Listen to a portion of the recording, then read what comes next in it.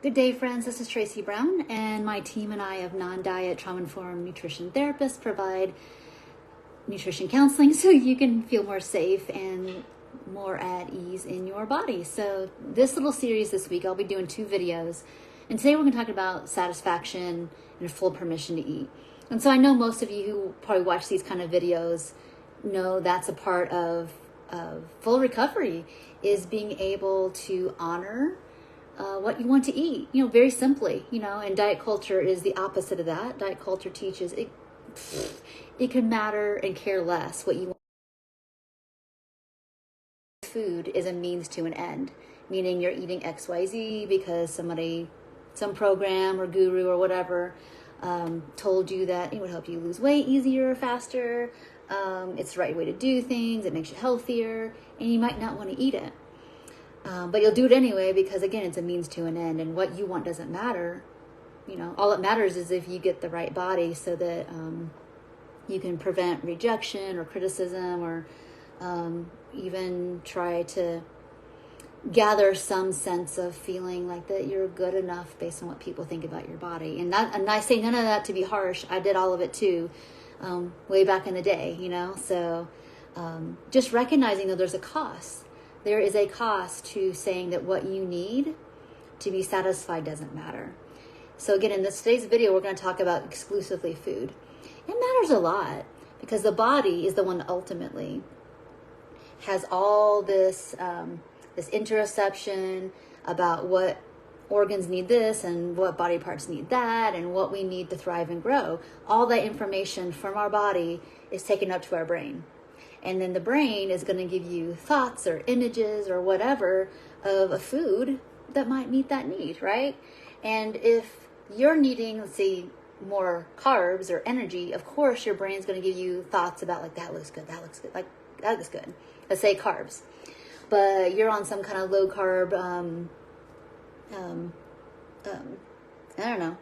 regimen, and your body's saying, give me carbs, and you're like, no way, because that'll make me, have glycogen in my cells, and I won't look as lean, or I'll just maybe eat less calories overall so I can lose weight faster. And so right there, you're telling your body, nah, what you need or want doesn't matter. It's everything else outside of me that matters more than what I need inside. So there's going to be a lack of satisfaction, and the less we have satisfaction, the more we try to meet it in other ways, right? So we'll try to meet it through more scrolling or more daydreaming or more whatever we're doing. I remember even when I was kind of at the tail end of some of my disordered eating days, where I would buy stuff. I don't know about it wasn't like hardcore a shopping issue or addiction, but like if I had $1, I was spending it on something because I needed to consume in some kind of way. So I would buy a chapstick or buy whatever because I wasn't taking in what I needed. So I would try to get that need met for like ingestion in some kind of way. And of course I was $1 poorer and whatever many chapsticks I had that I didn't really need in my drawer that I never really used, right? So it was one of those things I was consuming but never getting satisfied. And that's the danger, right? You can never be satisfied ingesting things that don't match what we really need. All right. So that's why it's so important. It's so important, one, to honor the fact that we're not in charge. We don't get a say if your body needs more carbs or fat or fiber or play food. And if you don't meet that need, you're going to have this like in the background, this humming, this preoccupation that you can never get away from, regardless of like how many tricks you try to do to suppress your appetite or distractions you do. You'll just have that hum. You'll be dreaming about food or obsessing about food or feeling jealous of other people eating the food that you wish you could eat yourself. I mean, you'll have all this preoccupation, distress, regardless. So number one, just honoring that truth.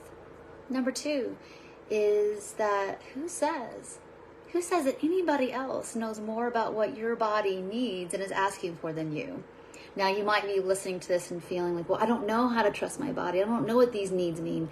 That's totally okay. I'm so glad you're here that we can discuss that, because it takes a lot of practice. And one of the things you can do if you're like, I don't really know, I want to give myself full permission to eat, but I don't really know what I want to eat, or what to expect about that or how much I'm going to need. That's okay. That's why we talk so much about mechanical eating.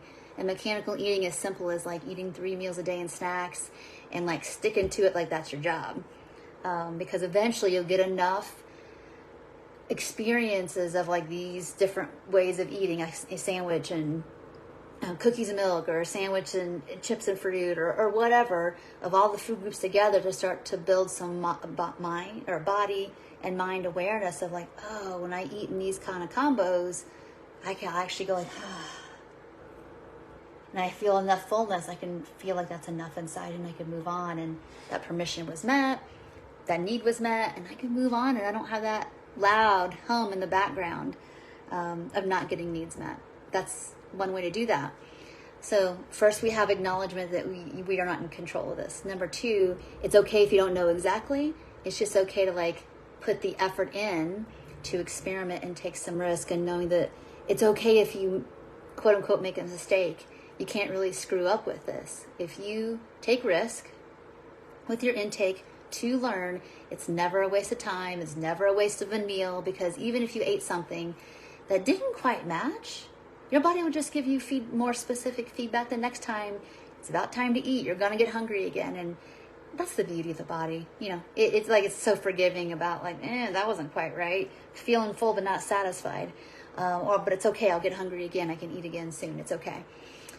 So that's it, friends. It's really about permission to eat. Is so, so important to eat the foods that you actually truly want to eat versus what you think you should be eating to perform, what you should be eating to make up for some perceived flaw.